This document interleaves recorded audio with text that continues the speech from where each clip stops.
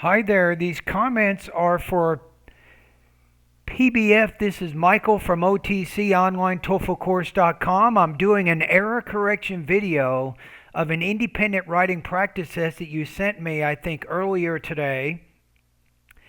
And in your situation, you have 112 on the TOEFL exam. Wow, right? But there's a big but there. You got 23 on the writing and you need to get 24. So the purpose of this lesson here is to look at your essay to see what kinds of changes you need to make in your writing to at least get 1 point higher. Just one. That's it. Right? So I read the essay already, right?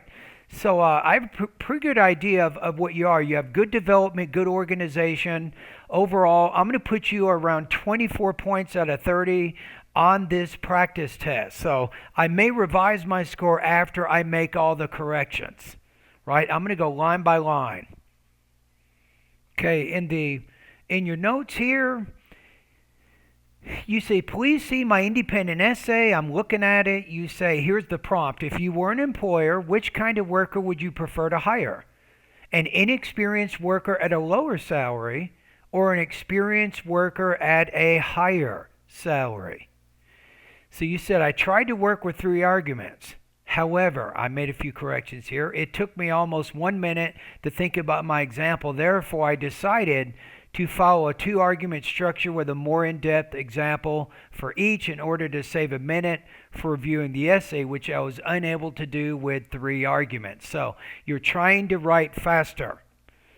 And I think overall, if we look at it, I had Microsoft Word look at your document. Your grade level is 11.8, which is almost 12, which is college level would be 12. So you're pretty good there. Your sentence length is around 24 words. I think that's okay, no problem. You wrote 482 words in 4 paragraphs. To me, that's adequate, right?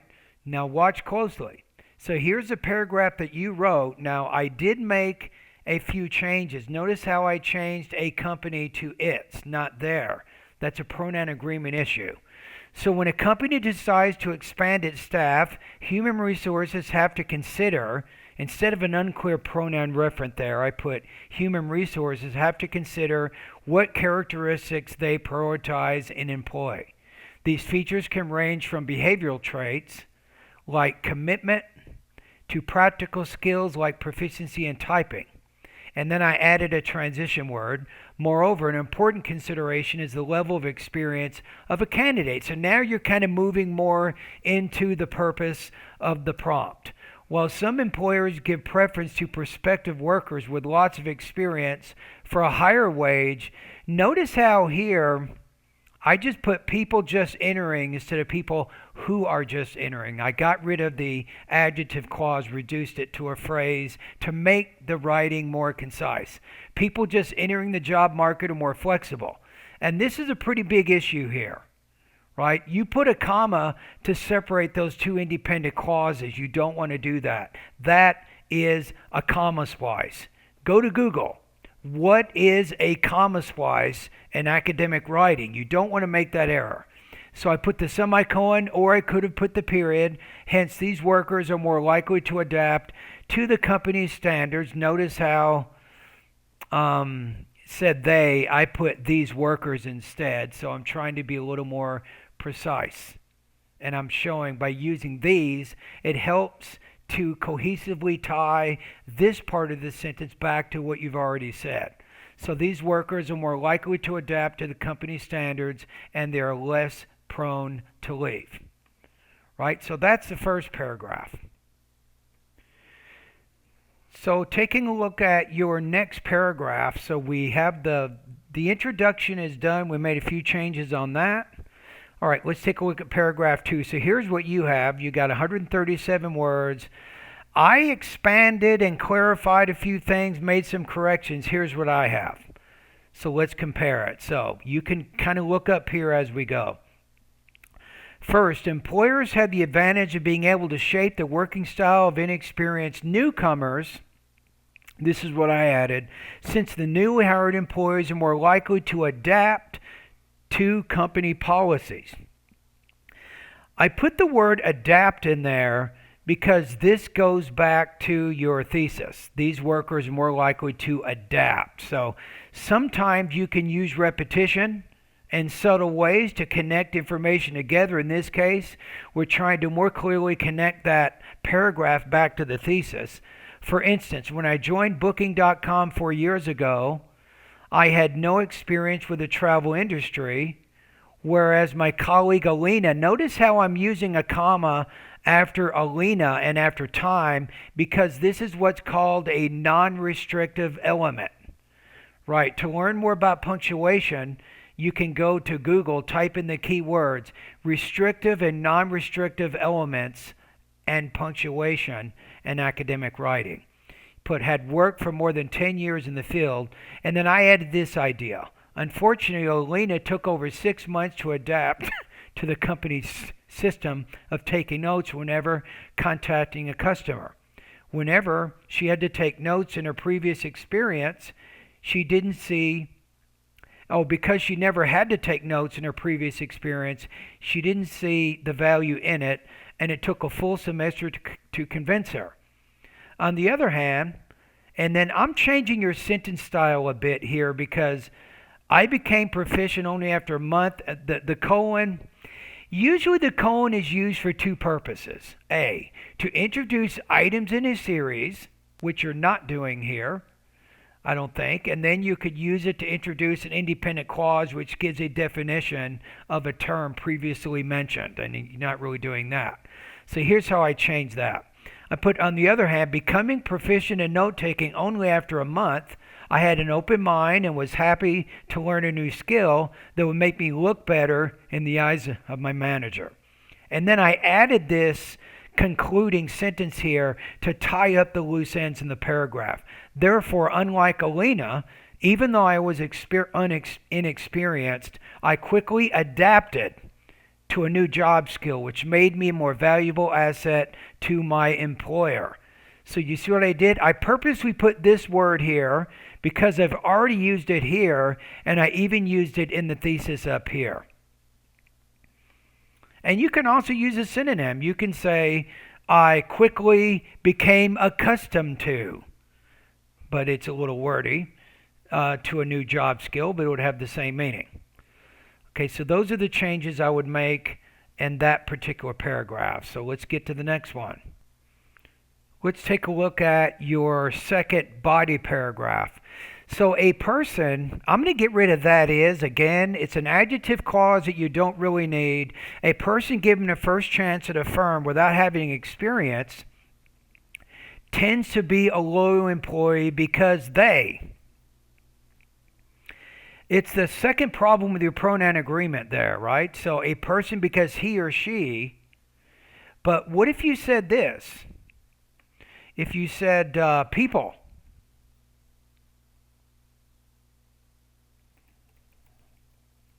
Or workers given a first chance at a firm without having experience tend to be. But then you have to say here, loyal employees, and then you can say they. There's no problem, right? So workers given a first chance at a firm,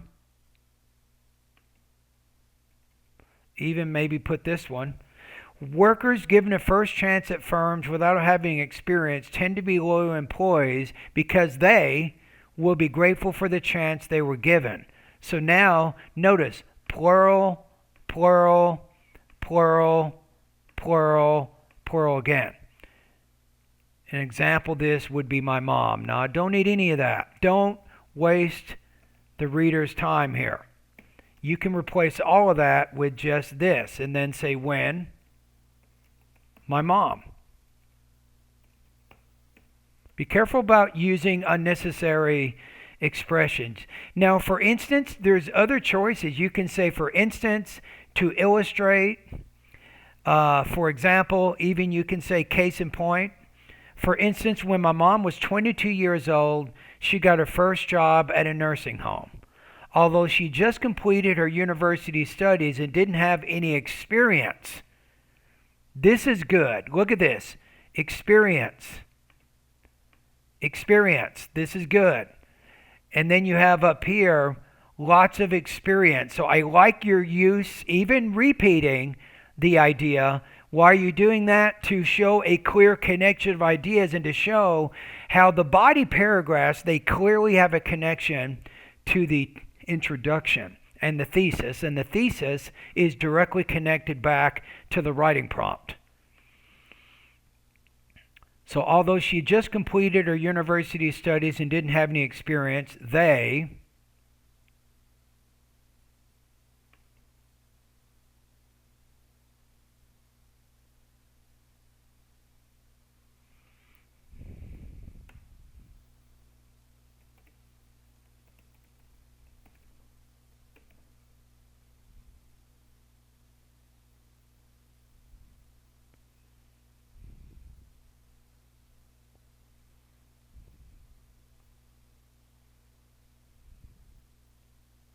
the interviewers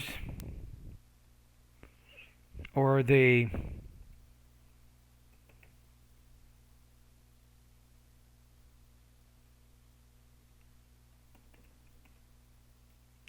super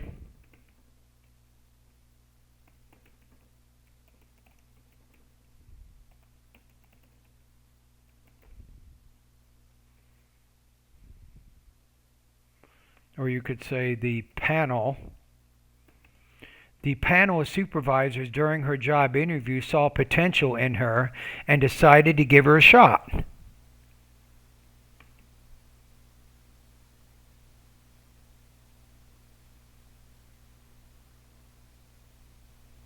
And then you might say, thus, cause effect, because she was hired.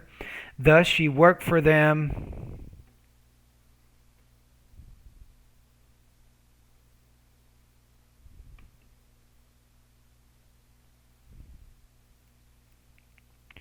She worked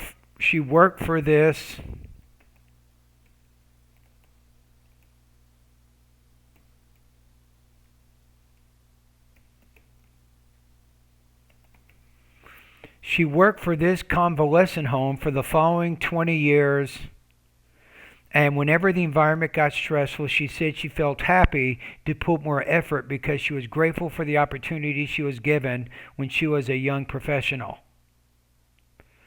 So I use the word here, convalescent home, which goes back to nursing home. Same thing. Hence, the leap of faith in an inexperienced person gave the nursing home the benefit of a loyal employee that stayed with them for 2 decades. So what you did here, that's what I did right there. So I think this is a very nicely written paragraph. What is the word length on this? 145, 150. This is a good strategy, right? So if you have 2 body paragraphs, keep each body paragraph around 150 words. If you have 3 body paragraphs, each one can be around 100. Either way, you're showing that you can develop the topic. Let's look at your conclusion. To summarize, hiring young professionals with smaller, I'm going to say lower. Lower is better than smaller. I wouldn't use smaller wage. Lower wage, I think, works better.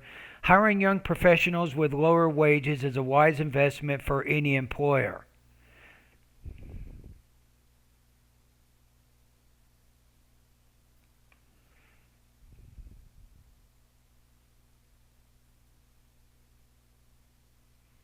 I'm going to put these inexperienced workers. Use the word inexperienced, experience. We're repeating this idea. You have it up here. So these inexperienced workers are more open-minded to learn the company's processes. I'm going to put flexible. I like that a little bit better. Flexible means adapt.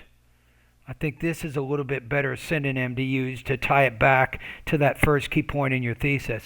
These inexperienced workers are more flexible to learn the company's processes, and by being given a chance, gratefulness is fostered in them, making them loyal personnel. Nice sentence. Wow. Nice. Therefore, I believe, I don't even think you need to say that.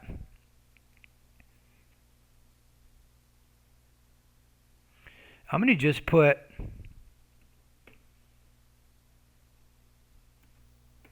companies should invest in inexperienced people rather than, I'm going to put pay, rather than pay high salaries for professionals with a more extensive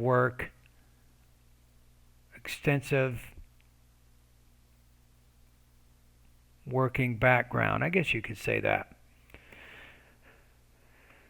Okay, so let's take a look at it one more time, and I'll maybe make a few more minor changes. So I added some things, and then in other cases I got rid of some unnecessary things. So we're down to 475 words.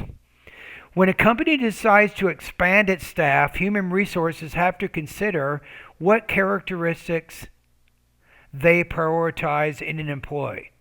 These features can range from behavioral traits like commitment to practical skills like proficiency in typing.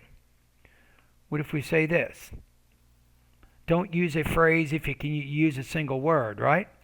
How about like typing proficiency? So I reduced the prepositional phrase and now I got it to a single word. Moreover, an important consideration is the level of experience of a candidate. While some employers give preference to prospective workers with lots of experience for a higher wage, people just entering the job market are more flexible. Hence, these workers are more likely to adapt to the company's standards and they're less prone to leave. First, employers have the advantage of being able to shape the working style of inexperienced newcomers since the newly hired employees are more likely to adapt to company policies. For instance, when I joined Booking.com 4 years ago, I had no experience with the travel industry, whereas my colleague Alina, who started at the same time, had worked for more than 10 years in the field. Unfortunately, Alina took over 6 months to adapt to the company system of taking notes whenever contacting a customer. Because she never had to take notes in her previous experience, she didn't see the value in it.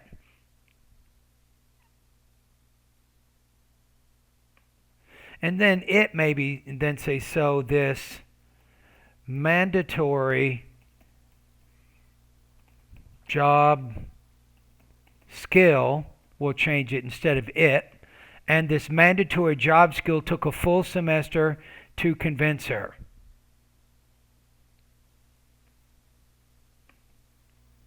Full semester for her to put into practice. I'm going to say here, it's going to work better. Let's look at it one more time. She didn't see the value in it, and this mandatory job skill took a full semester. It took her a full semester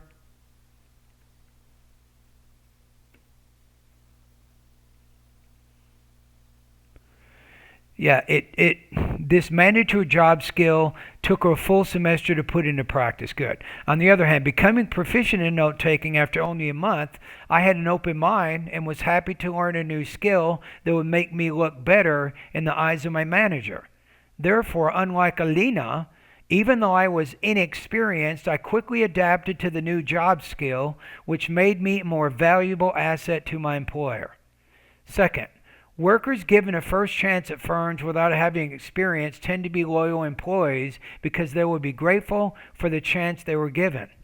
For instance, when my mom was 22 years old, she got her first job at a nursing home. Although she had just completed her university studies and didn't have any experience, the panel of supervisors during her job interview saw potential in her and decided to give her a shot. Thus, she worked for the convalescent home for the following 20 years, and whenever the environment got stressful, she said she felt happy to put more effort because she was grateful for the opportunity she was given, even when she was a young professional. Hence, the leap of faith in an inexperienced person gave the nursing home the benefit of a loyal employee that stayed with them for 2 decades, that stayed with the business for 2 decades. To summarize, hiring young professionals with lower wages is a wise investment for an employer. These inexperienced workers are more flexible to learn the company's processes, and by being given a chance, gratefulness is fostered in them, making them loyal personnel. What if you put this in here, thereby, and kind of show that cause effect in there? Therefore, companies should invest in inexperienced people rather than pay higher salaries for professionals with a more extensive working background. And I think that's it. And there you go. So now the question is there anything that you need to look at or think about before you take the TOEFL exam on Saturday? Okay, in terms of the grammar errors, the one thing that sticks out on my mind the most is pronoun agreement. So I think go to Google, type in the keywords, pronoun agreement errors in academic writing. I think you can work on that a little bit. Make sure you avoid that one. You did have a problem or two with comma splices. Again, what are comma splices in academic writing? How to repair that sentence structure error. I think that's something that you can work on right now. And then generally some punctuation issues you want to be careful about. For example, when do you use commas, for example, with non-restrictive elements? Or how to use the colon in academic writing. So I don't think you have it exactly figured out on that. So overall, I made a few changes sometimes. Instead of the pronouns that you used, you saw me change that into 2 or 3 words to help tie those synonyms back to what you've already said. That shows a little bit better language use, and it improves the cohesion of your writing a little bit. Okay, so I think those are some things to think about. I feel confident in your strategies. Make sure on Saturday when you take the TOEFL exam, right? So if you only have 2 reasons for the argument, keep each paragraph around 150 words. I think that's a good strategy. So you have your introduction, which is around 100 words. Then you have a 150 word paragraph for your first and your second body paragraphs. I think that would be a good idea too. All right, so you get the general idea there. So I think the chances of you scoring 24 are strong. I'm going to say 70%. If you remember some of what we talked about today, I think you definitely can get at least 1 or 2 or 3 points higher on that test on Saturday. Okay? If you have any other questions, drop me an email. All right, thank you. And good luck. Good luck when you take the TOEFL exam.